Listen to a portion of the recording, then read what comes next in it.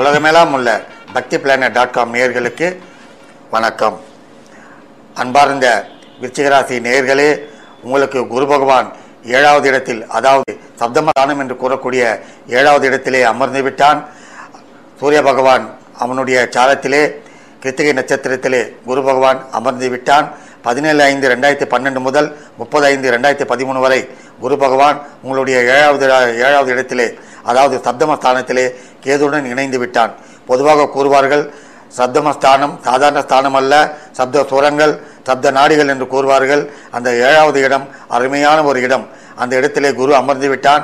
அவன் 2-5 கூடியவன், தனாதிபதி, பூரிக புண்ணியாதிபதி. அவன் 7இல் அமர்ந்து உங்களுடைய ராசியை பார்க்கின்றான். கேட்கவே வேண்டாம், மண்ணும் பொன்னாகும். அதாவது அவன் 7இல் அமர்ந்து உங்களுடைய ஜென்மத்தை பார்க்கின்றான். ஆகவே உங்களுக்கு தொட்டதெல்லாம் இனி பொன்தான். 3வது இடத்தை பார்க்கின்றான், உங்களுடைய ராசியை பார்க்கின்றான்.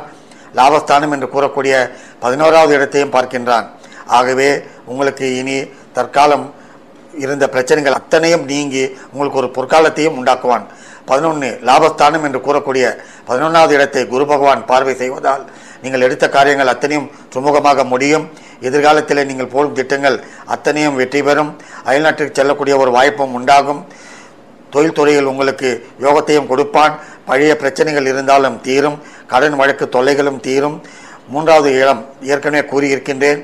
3வது இடம் தைரியஸ்தானம், வீரியஸ்தானம். அந்த ஸ்தானத்தை குரு பகவான் பார்த்து விட்டான். இனி உங்களுக்கு மனக்குழப்பங்கள் நீங்கும்.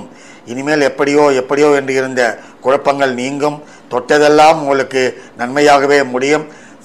சப்தமஸ்தானத்தில் குரு அமர்ந்து விட்டதால் உங்களுக்கு இது ஒரு நிச்சயமாக ஒரு யோகமான நேரம்தான்.